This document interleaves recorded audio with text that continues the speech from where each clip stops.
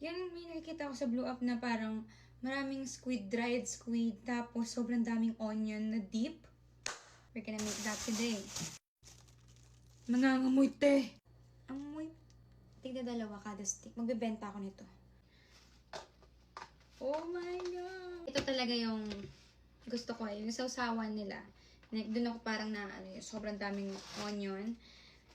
Tignan natin kung kaya to. Ay, kaya! Okay.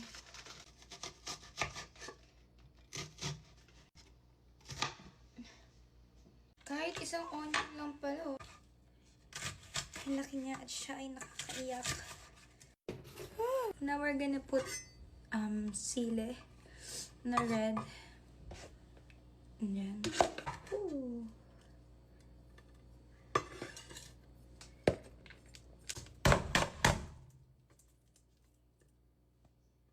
Ayoko na siyang hati-hatiin. Please lang, madaling araw na. Pagod na ako. Ayan.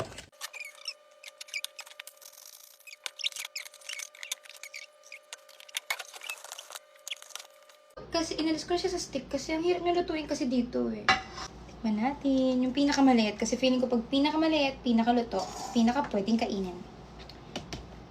See?